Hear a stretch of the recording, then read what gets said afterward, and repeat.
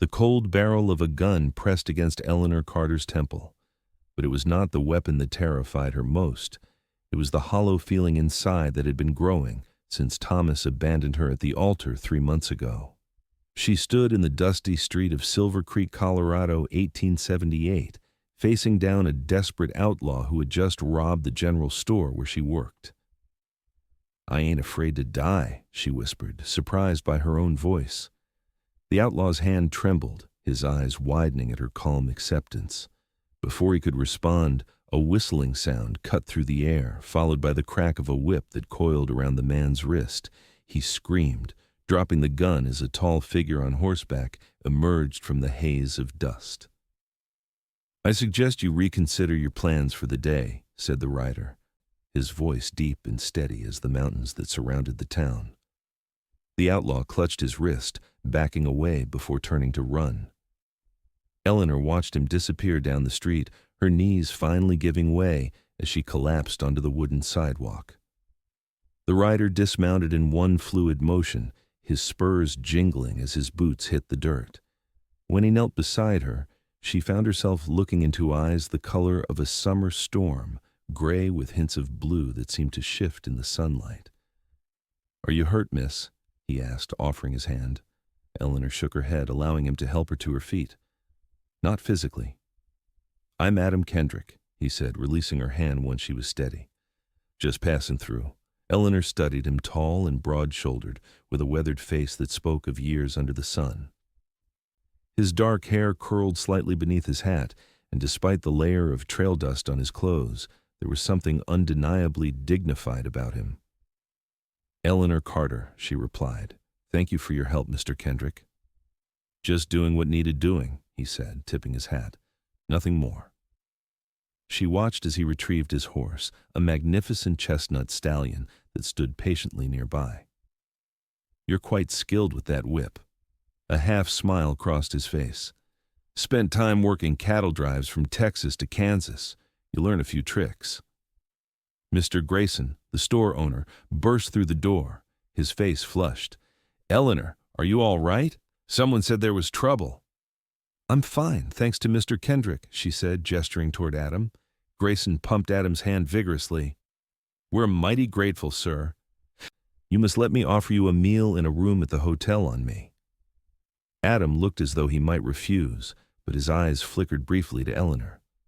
"That's generous of you. I suppose I could stay a night before moving on."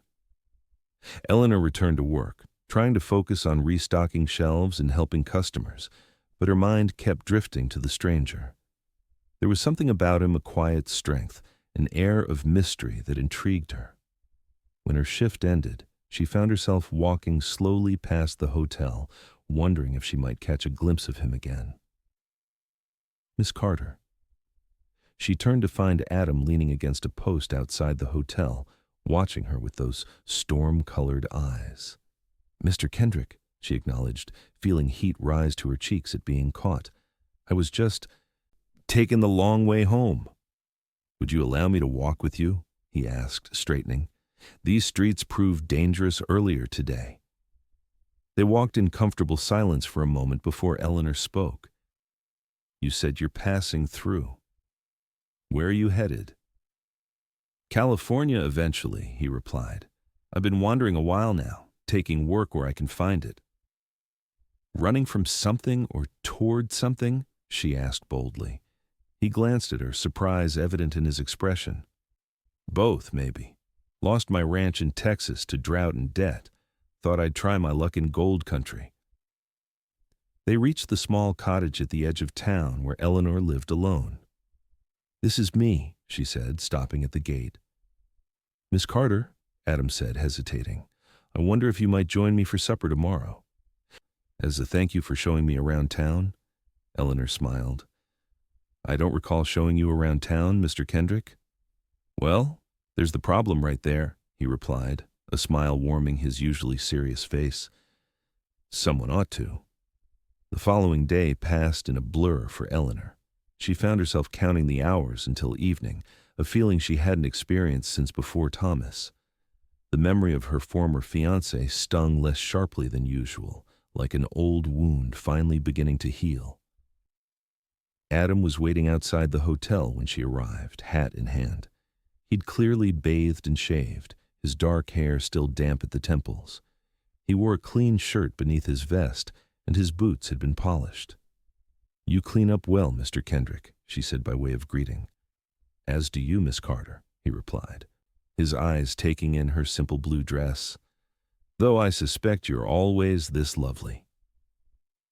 The restaurant was modest but clean, the best Silvercreek had to offer. They sat by a window overlooking the main street, the setting sun casting long shadows across the dusty road. "How long have you lived in Silvercreek?" Adam asked after they'd ordered. 3 years, Eleanor replied. "I came west with my parents, but they both passed from influenza the first winter. I stayed on, found work at the store. I'm sorry for your loss."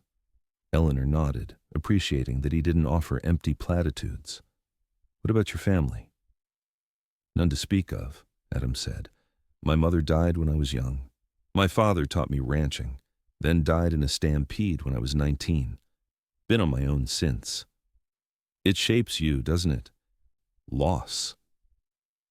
Their conversation flowed easily throughout the meal, moving from childhood memories to books they'd both read, to places they'd seen or hoped to see. Eleanor couldn't remember the last time she'd talked so much or laughed so freely. As they walked back to her cottage in the silver moonlight, Adam grew quiet. "I'm leaving tomorrow," he finally said. "Need to keep moving." Eleanor felt a sharp pang of disappointment. "Of course. You have plans." They reached her gate and Adam turned to face her.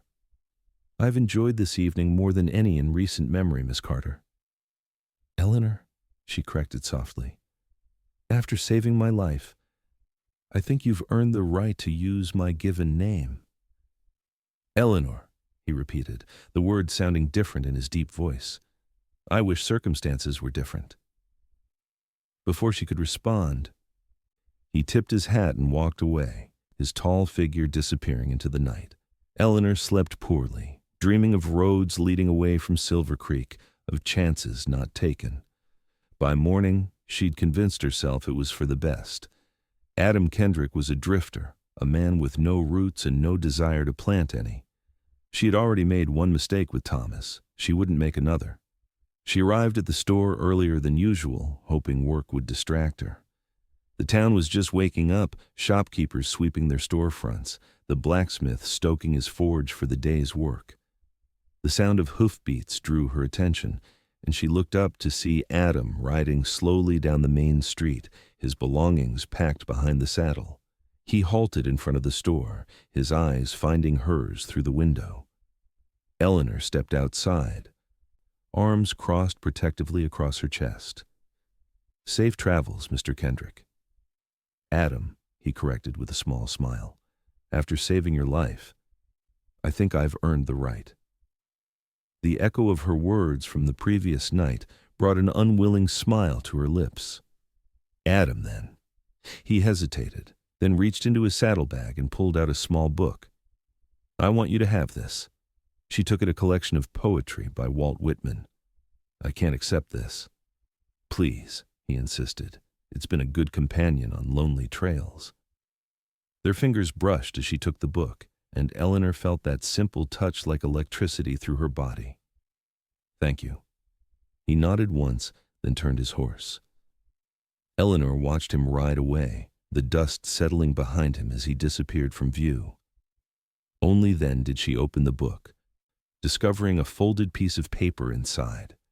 His handwriting was surprisingly neat, the letters flowing across the page. "Eleanor, should you ever find yourself heading west, there's a place called Pine Creek just outside Sacramento. Ask for Kendrick Ranch. I'll be there, building something new. Adam." For 3 days, Eleanor moved through her routine like a sleepwalker. She read Adam's note countless times, traced the words with her fingertips, and tried to imagine the courage it would take to leave everything behind. On the 4th day, Thomas Powell walked into the general store. Eleanor froze, a bolt of fabric clutched in her hands. He looked the same, handsome in a conventional way, well-dressed, confident. The sight of him no longer made her heart race as it once had. "Ellie," he said, removing his hat. "You look well." "What are you doing here, Thomas?" she asked, placing the fabric on the counter with hands that only trembled slightly. "I've come back for you," he said, stepping closer. "I made a terrible mistake." Eleanor remembered the humiliation of standing alone in the church, wearing her mother's wedding dress while the townspeople whispered. Thomas had left a note saying he wasn't ready, that he needed to see more of the world before settling down. "You broke my heart," she said quietly. "I know," he replied, reaching for her hand, "and I've regretted it every day since. I realized what truly matters. I've secured a position at the bank in Denver. We could have a good life there, the life we planned." Eleanor gently pulled her hand away. "I need time to think." That evening, she sat on her porch swing, Whitman's poems open in her lap.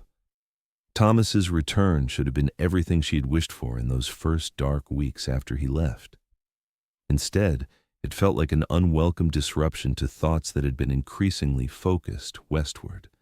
The next morning, Thomas was waiting outside the store when she arrived. "Let me walk you home after work," he said. "We can talk properly then." Eleanor agreed, if only to settle things between them once and for all. The day dragged endlessly, each customer seeming to require more attention than usual. Finally, as the sun began to set, Thomas appeared at the door, hat in hand. They walked in awkward silence until they reached the edge of town. "I've been thinking about us," Thomas began, "about what went wrong." "And what conclusion did you reach?" Eleanor asked. "I was afraid," he admitted. "Afraid of being trapped in one place, one life. But I've seen enough now to know what I want." They reached her cottage, and Eleanor turned to face him directly. "Thomas, He interrupted her by dropping to one knee, pulling a ring from his pocket. "Eleanor Carter, will you marry me? Again, I mean." Eleanor stared at the ring, the same one he'd given her before, a modest diamond that had once seemed like the pinnacle of her dreams. Now it looked smaller somehow, less brilliant. "I can't," she said softly. Thomas's face fell. "Is there someone else?" Eleanor thought of Adam, of the road leading west, of possibilities she'd never considered before. "No," she answered truthfully. "But I'm not the same person you left behind, and I don't think I want the same things anymore." Thomas stood, anger flashing across his face. "It's because I left you, isn't it? You'll never forgive me." "I do forgive you," Eleanor replied, surprised to find it was true. "But that doesn't mean I should marry you." "You always were stubborn," Thomas snapped. "Too proud for your own good. You're broken, Eleanor. Too damaged to recognize a good thing when it's offered." The words hit her like physical blows. She stepped back, tears threatening. "Goodbye, Thomas." That night, Eleanor cried for the first time since Thomas had abandoned her, not for him, but for the sharp truth in his words. Perhaps she was broken. Perhaps she would never be able to trust, to love fully again. In the morning, she washed her face with cold water and looked at herself in the mirror. "Enough," she told her reflection firmly. "Enough feeling sorry for yourself." She took out Adam's book, running her fingers over the cover before opening it to a random page. "The Untold Want, by Life and Land Ne'er Granted. Now, Voyager, sail thou forth to seek and find." 2 weeks later, Eleanor stood on the platform of the Silvercreek station, a single trunk containing all her worldly possessions at her feet. Mr. Grayson had been sorry to see her go, but had given her an excellent reference letter. Her small cottage had sold quickly to a young couple expecting their first child. The train whistle blew, sending a plume of white steam into the clear blue sky. As Eleanor boarded, she felt lighter than she had in years, despite the uncertainty ahead. She found her seat by the window, watching as the town that had been her home slowly disappeared behind her. The journey west was long and often uncomfortable. But Eleanor found herself enjoying the changing landscapes, the towering mountains giving way to vast plains, then rising again into the majestic Sierras. She shared her compartment with a variety of travelers, a young mother with two small children, an elderly couple returning from visiting relatives, a traveling salesman with an endless supply of stories. Sacramento was larger and busier than she had imagined, the streets teeming with people from all walks of life. Eleanor found lodging in a respectable boarding house and spent her first day exploring the city. On the second day, she hired a wagon to take her to Pine Creek, a small but thriving community 20 miles outside the city. "Kendrick Ranch?" the driver repeated when she asked. "New place being built by that Texan fellow. Nice enough man." "Quiet type." Eleanor's heart quickened at the confirmation that Adam was indeed where he'd said he would be. As they drove through rolling hills dotted with oak trees, the driver pointed out landmarks and shared local gossip. "There it is," he finally said, gesturing ahead where a half-built house stood on a gentle rise, surrounded by fenced pastures where cattle grazed. "Want me to take you right up?" "Please," Eleanor said, suddenly nervous. What if Adam had changed his mind? What if he'd only extended the invitation as a polite gesture, never expecting her to actually appear? As they approached, she could see a man on the roof of the house, hammering shingles into place. At the sound of the wagon, he paused, shading his eyes against the sun. Even at this distance, she recognized Adam immediately. He scrambled down the ladder so quickly she feared he might fall, then stood frozen as the wagon pulled to a stop. Eleanor descended carefully, smoothing her travel-wrinkled dress. "Eleanor?" Adam said, as if he couldn't believe his eyes. He looked different, his skin more tanned, his hair a bit longer, his shoulders somehow broader in his work shirt. "Hello, Adam," she replied, struggling to keep her voice steady. "I hope I'm not intruding." "Intruding?" he repeated, taking a step toward her. "No, never." The wagon driver cleared his throat. "Should I wait, miss?" Eleanor glanced at Adam, a question in her eyes. "That won't be necessary," Adam told the driver, not taking his eyes off Eleanor. "I'll make sure Miss Carter gets back to town safely." After the driver departed, they stood in awkward silence, the California sun warm on their shoulders. "Would you like to see the place?" Adam finally asked, gesturing toward the half-built house. "I would," Eleanor said, grateful for the simple request. He showed her the foundation, the sturdy walls, the places where windows would eventually look out over the land. "The bedroom will be there, facing east to catch the morning light," he explained. "The kitchen here, with a door leading to what will eventually be a garden." "It's going to be beautiful," Eleanor said sincerely. They ended the tour at the edge of a small creek that ran through the property, sitting on a fallen log as the water bubbled over stones.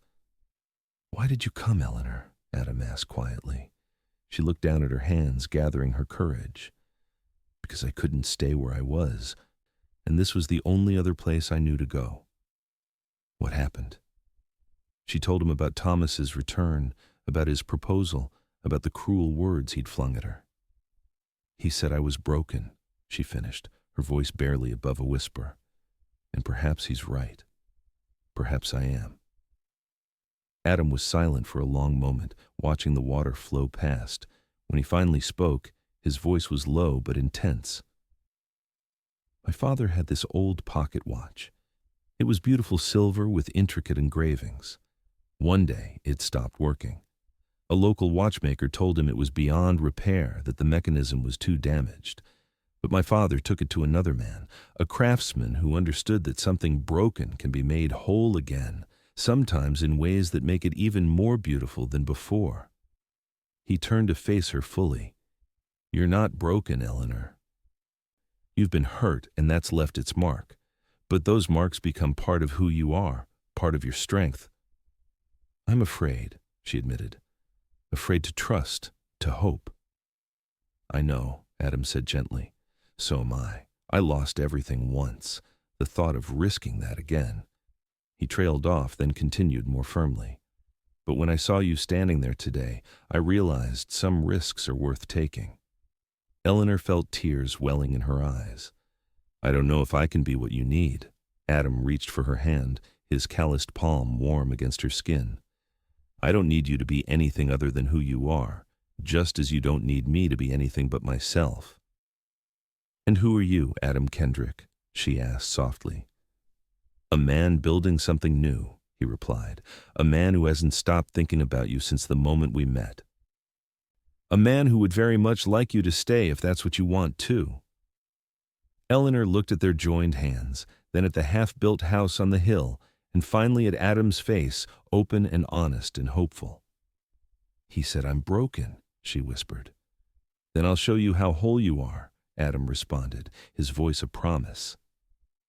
The days turned into weeks and the weeks into months. Eleanor found work in Pine Creek, teaching at the small schoolhouse while helping Adam complete the ranch house in the evenings and on weekends. They built a life together piece by piece, just as they built the house carefully, thoughtfully, with an eye toward the future. They were married in the spring, standing beneath an arch of wildflowers with the completed house behind them. The ceremony was small, attended by the friends they'd made in Pine Creek, and a few of Adam's acquaintances from his cattle drive days. "You know," Eleanor said that night as they sat on the porch of their new home, watching the stars emerge above the hills, "I used to think happiness was something fragile, something that could be shattered beyond repair." Adam's arm tightened around her shoulders. "And now?" "Now I know it's something you build," she replied, leaning her head against his chest. "Something that can weather storms and emerge stronger, like us." The Kendrick Ranch prospered over the years. Adam's knowledge of cattle and Eleanor's head for business proved a powerful combination. They added a barn, expanded the pastures, and planted an orchard that bloomed magnificently each spring. 5 years after Eleanor's arrival, they welcomed twins, a boy and a girl, who filled the house with laughter and the kind of chaotic joy neither Adam nor Eleanor had dared to imagine for themselves. As the children grew, so did the ranch, becoming known throughout the region for its fine cattle and the warm hospitality of its owners. On their 10th anniversary, Adam presented Eleanor with a gift, a silver locket engraved with a pattern of cracks filled with gold. "What is this?" she asked, running her finger over the intricate design. "It's called kintsugi," Adam explained. "It's a Japanese art form. When something precious breaks, they repair it with gold, honoring the breaks as part of its history rather than something to hide." Eleanor opened the locket to find a tiny portrait of their family inside. "It's beautiful," she whispered. "Like you," Adam said, helping her fasten it around her neck. "Perfect, not despite the breaks, but because of how they've been mended." Later that evening, as they walked hand in hand along the creek where they'd once sat as virtual strangers, Eleanor stopped to look back at their home lights glowing in the windows, smoke curling from the chimney, the sound of their children's laughter carried on the breeze. "Do you ever think about that day in Silvercreek?" she asked. "When that outlaw had his gun to my head, and I told him I wasn't afraid to die." Adam nodded, his expression serious. "I think about it more often than I'd like to admit." "I meant it then," Eleanor said quietly. "I felt empty, like there was nothing left to lose." She squeezed his hand tightly. "Now, I have everything to live for." Adam pulled her close, his arms strong and secure around her. "We built this life together, Eleanor. Every day, every challenge, every joy, we faced them as one." "You showed me I wasn't broken," she murmured against his chest. "You showed me I was whole." "We showed each other," Adam corrected gently. "That's the beauty of it." As the sun set beyond the western hills, casting long shadows across the land they'd made their own, Eleanor and Adam Kendrick stood together, two people who had once been lost, now found in each other. Their story, like the locket Eleanor wore, was beautiful, not despite its fractures, but because of them, each crack filled with gold, each broken piece made whole again through love, patience, and the courage to begin anew.